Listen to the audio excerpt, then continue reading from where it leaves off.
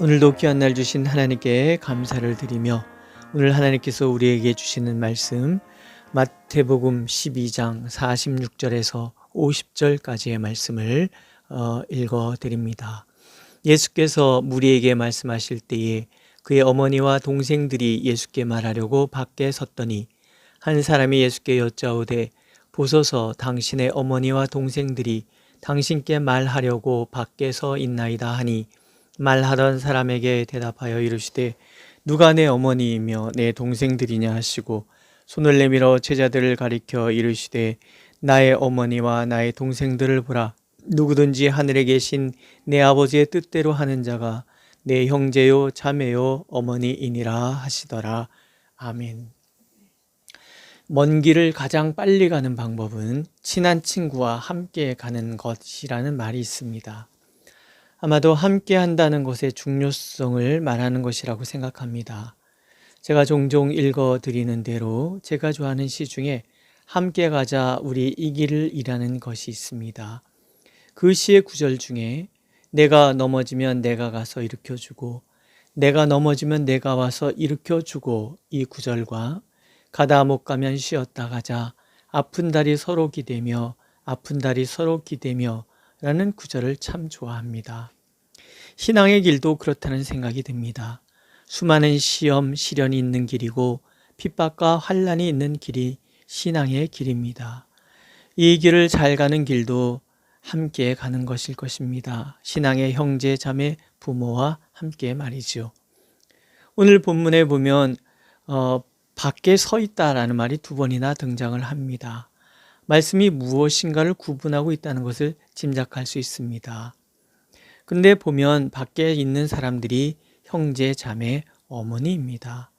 아마도 예수께서 바알세부에 사로잡혀 있다고 모함하는 서기관들과 바리새인들의 이야기를 듣고 어머니와 형제들이 예수를 잡으러 온 것 같습니다. 집안 망신 그만시키고 돌아가자는 뜻일 수도 있고 미쳤다는 소식에 염려가 되어서 찾아왔을 수도 있습니다. 미루어 우리는 이 말씀 이면에 당시에 예수를 믿는다는 것은 환난과 핍박, 오해와 편견에 시달리고 그러다 흔들릴 수밖에 없는 상황이었었다라는 것을 짐작해 볼 수 있습니다. 그리고 그 시련의 중심에는 가장 가까운 혈육들이 있었다는 것도 짐작해 볼 수가 있는 거죠. 그렇다면 그 신앙의 시련을 극복할 수 있는 길이 무엇일까 하는 것입니다. 예수님의 말씀을 다시 한번 들어보십시오.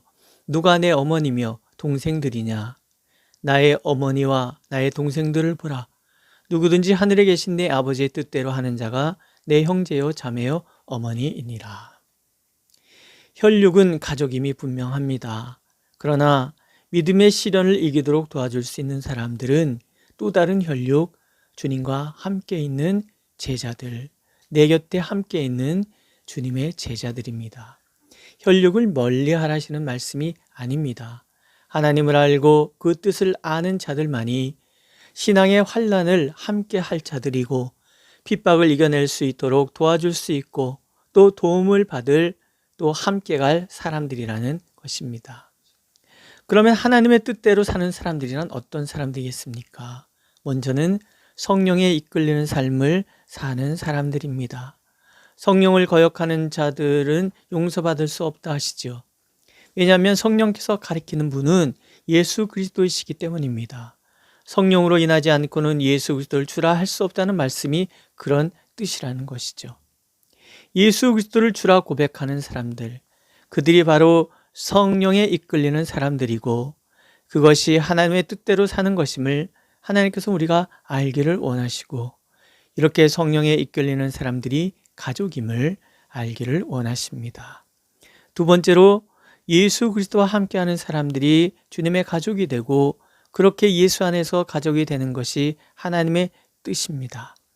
밖에 섰다라는 말이 두 번이나 나온다고 말씀드렸죠. 예수 앞에 나왔으나 예수 밖에 있는 사람들입니다. 형제와 어머니가 그렇습니다. 예수에 대해서 혈육으로는 너무나 잘 알지 모릅니다. 그러나 그들은 복음 밖에 있습니다.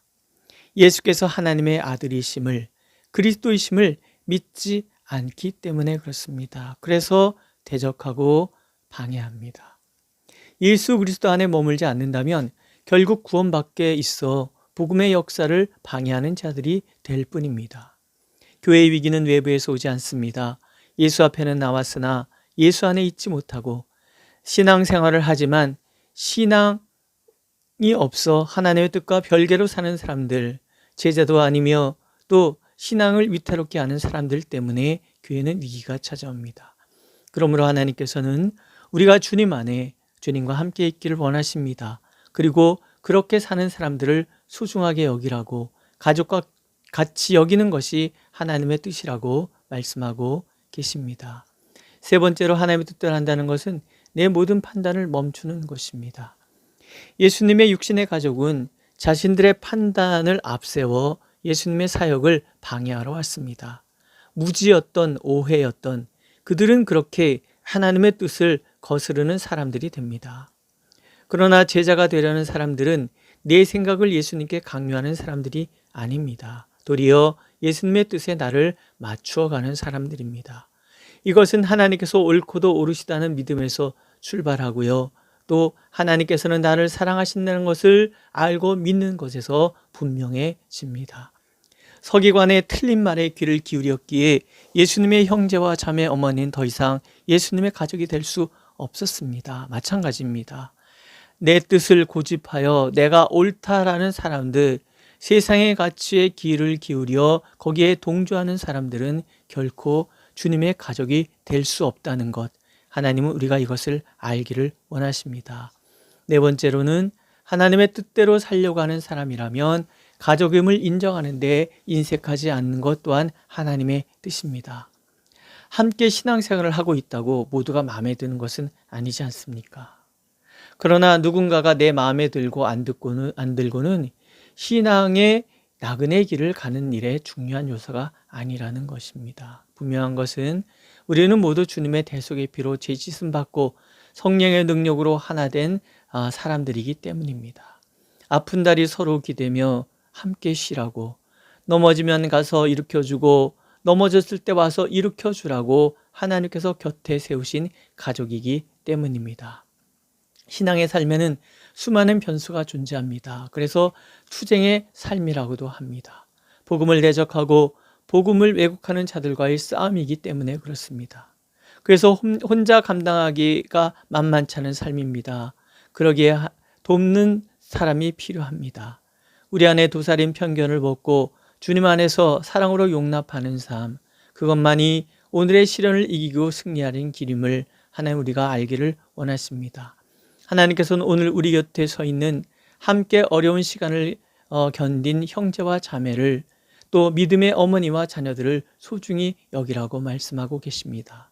그것을 위해 주님께서 십자가를 지었음을 잊지 않기를 원하시고, 또 거기에 하나님의 나라가 있고 거기에 참된 회복이 있고 거기에 참된 승리가 있다는 것을 우리가 알기를 원하십니다. 기도하겠습니다.